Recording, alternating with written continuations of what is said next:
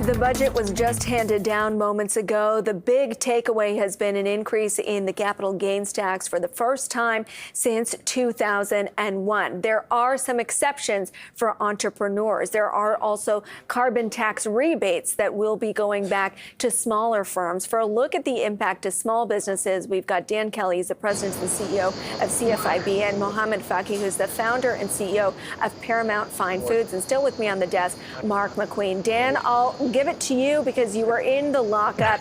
You've had a chance to go over the full budget and really assess it within the context of your constituents.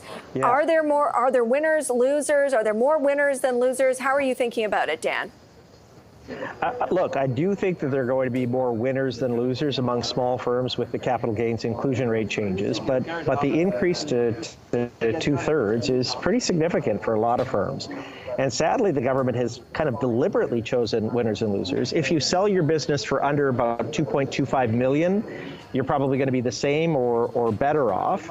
But for firms above that amount, sadly, you're likely to be worse off, especially for Mohamad in the restaurant sector. The government has said if you're a restaurant owner, if you own a hotel, if you own a arts and entertainment business, you're not going to be able to qualify any longer for some of the capital gains treatment that other sectors of the economy will. And so for medium-sized firms in those sectors, they're going to get hit with higher capital gains as soon as they sell their firm. So, Mohamad, I know we're not talking about a sale of your business, but what is your reaction to that? Well, for me, I mean, I came to Canada and I've got a huge opportunity, but I want to make sure that Canadian promise remain. So when I saw that this budget looks after the homeless, food program for school, that they're very close to my heart, I mean, of course, something and someone has to pay for it. But I am on the side of doing something for the socially to continue sustaining the promise of the Canadian dream that we all came here for. And as well for a lot of young Canadians, I have children and I want them to be able to buy houses. And therefore for me, I mean, if I'm making a very high capital gain on my property or on a plaza that I own or something like this, and in another place, somebody else like getting some money for them to be able to buy a home and start a small business or something, I don't mind it actually. So you feel like this is, you're paying your fair share. You're happy to pay your fair share. Oh, I'm actually happy to pay my fair share. Now go back to when you're just starting the business, you just bought your first shop. Would this have made it a less attractive environment to be a startup founder if you know that your gains, all your hard work maybe is a little bit more limited down the road? Well, it's part of the dream is not only exactly the dollar and cent by the cent that you're going to make. It's just accomplishing those dreams and getting there. But as well, I think there is a 33% deduction and as well extension for the exemption to 1.25 in case that you're restarting another business and using that capital gain to restart a new business. So basically for me, I would have started another business again, and today I'm starting another business and another business and another business because I want to support Canadian and I want to hire Canadian. I understand and I see a lot of comments here talking about businesses and the taxes and everything, but let's talk about people. The deficit has been built up over the pandemic, and we all together and then as well, we advocated for more and more help from the government.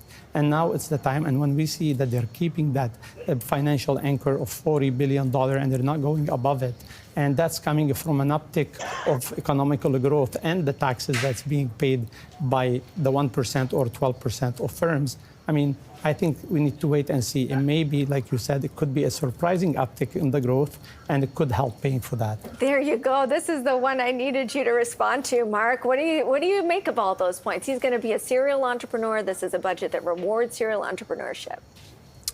I saw a few days ago that the government had just sent $260 million worth of air equipment from the pandemic that it bought to pulp at an auction house to be crushed up into scrap. So for 100 entrepreneurs to pay, let's say, $2.5 million of capital gains tax that the government then has put to scrap. How do they feel about that? I don't But really on think they're going to feel point, great on about Mohamed's that. point that, I know we lambaste the government for, building up these deficits. A lot of that did go to keep businesses, small businesses like the ones Dan represents, or Mohamed's that was 2 open. years ago. The the $40 billion deficit from today, if you take into consideration, that's after all the interest payments that we have to make on the debt that was added, the $600 billion that Prime Minister Trudeau has added to the more than all other prime ministers in history combined have added to the debt. That is not to be ignored for sure.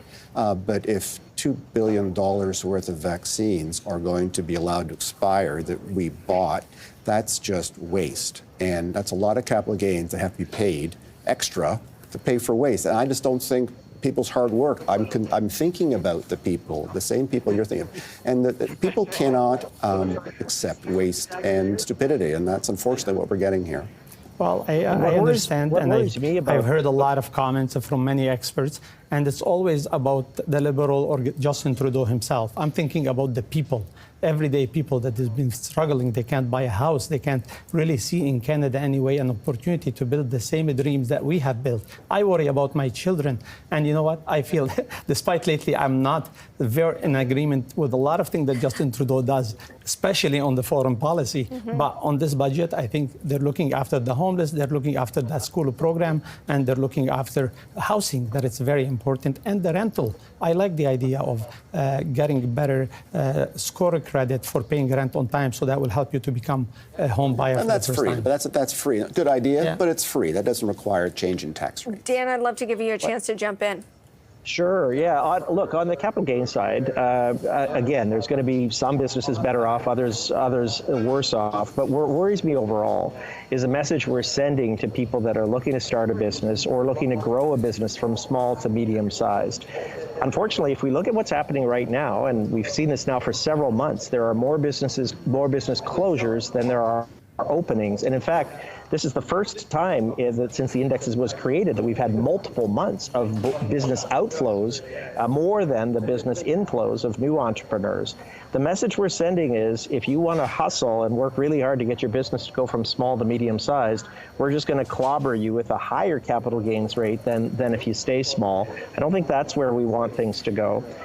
Beyond that, look, there are some positives in the budget, but the capital gain side for a lot of entrepreneurs is like that's their retirement savings. This is why they don't have a defined benefit pension plan like civil servants do. They depend on the sale of their business to fund themselves in retirement. It's a pretty big deal. And I wonder if we're embedding that Canadian condition of companies that sell too early or feel like they need to sell too early. No, I was thinking the same thing as Dan was saying that. I mean, the government has a crown corporation called the BDC, which lectures entrepreneurs about selling too early, and they try and encourage venture capital funds to invest in those mid and late stage companies. And there's been 10 years of effort put into delaying the sale of companies, and then to have a tax system that encourages a sale early. Again, I just don't think they know how to run an economy. And after 9 years, I'm not even personalizing it. It's not about Justin Trudeau. It's just a series of events, time and time again, that prove the point that they don't really, if your goal is to grow the economy, this is just not how it works. I'll give you a final word on whether you think growth can still happen. Yeah, the goal should be to grow the economy, but we need people to look after all this and to look after us anywhere we go. We need employees, and we need that our staff, our executive, be able to afford to buy houses. When I go to school program and I find out that these are children of people who works for a company like mine and even bigger company than mine, that they cannot afford to have a lunch program in their school, I think I'm ready personally, and I do it personally, as we all know, do it every Sunday, to feed the homeless and do a lot of school program from my own pocket. And I understand the fact that you could decide where you want to donate, but as well, it's very important to have national program, and it's very important that the successful out of us to pay for it. I'm interested in why those people can't afford a home today. I'm interested in why those kids don't have food today. This government has been in office for 8.5 years. We can't pretend that they are not associated with the problems that they're now saying we have to increase taxes to solve.